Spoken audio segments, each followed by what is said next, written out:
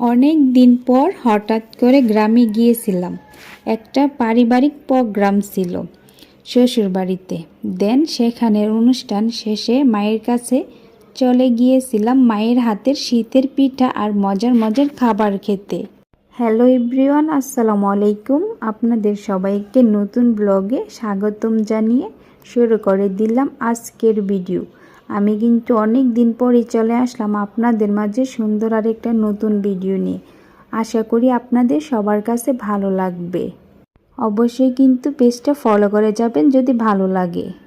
আমি পছন্দ করি বলে মা এখন দুধ চিতই পিঠা বানাবে এত রাত করে, কারণ আমরা চলে গেলে নাকি এই পিঠা বানিয়ে খেতে পারবে না, খারাপ লাগবে আম্মার কাছে। তাই আমরা একদিনের জন্য গেলাম, তারপরও কত কিছু করতেছে।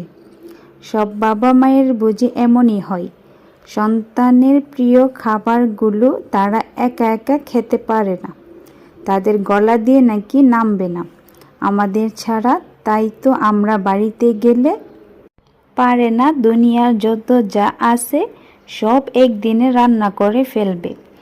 বাবা মায়ের ভালোবাসার দাম আমরা সন্তানেরা কোনো দিন দিতে পারবো না। আমরা এতগুলো সন্তান মিলে দুইজনের খেয়াল রাখতে না পারলেও কিন্তু আমার বাবা মা দুইজন কিন্তু পুরা সংসার সন্তান সব কিছু একা একা আগলিয়ে রাখে। সবার পছন্দ অপছন্দ সব দিক দিয়ে খেয়াল রাখে কত নিখুঁতভাবে। আমরা সন্তানেরা কি করতে পারি বাবা মায়ের জন্য?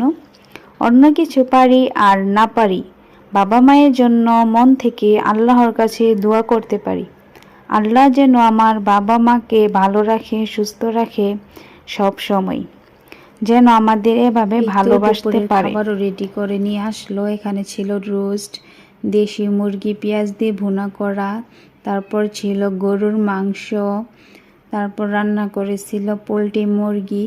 তো আমি আর আমার হাজব্যান্ড যা যা খেতে ভালোবাসি সব কিছু আজকে মা রান্না করলো নিজের হাতে। তো এই পোলট্রি মুরগির এই হাত পাগুলো খেতে আমার কাছে ভীষণ ভালো লাগে, তার জন্যই রান্না করা হলো।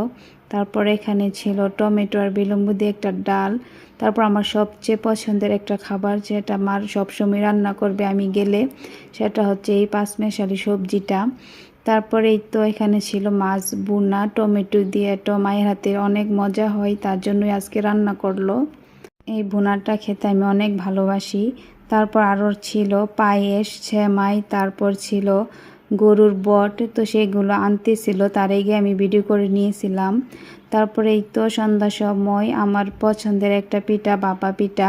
তো মায়ের হাতের এই ছোট ছোট ভাপা পিঠাটা খেতে অনেক অনেক মজা হয়, তার জন্য মা আর দেরি করলো না, চলে গেল আমাদের জন্য ভাপা পিঠা বানাতে, খেজুরা গুড় দিয়ে আর কি। তো এই তো সুন্দর করে দিয়ে দিল চুলায়। এটাও খুবই সুন্দর হয়েছিল পিঠাটা, খেতে অনেক মজা হয়েছিল আর কি। তো আমার মা কিন্তু এখানে একা একা কাজ করতেছে না। তো আমরা যখনই বাড়িতে যাই তখনই আমাদের পাশের বাসার অনেক কাকিরা আছে, তারা এসে আমার মাকে অনেক সাহায্য করে কাজে। যেহেতু আমার বাসায় আর কেউ নেই, মা ছাড়া একা কাজ করতে একটু কষ্ট হয়ে যায়, তার জন্য তারা এসে একটু সাহায্য করে দেই। এখানেও কিন্তু আমার হাজব্যান্ডের পছন্দেরও খাবার ছিল, আমার খাবারই ছিল না শুধু।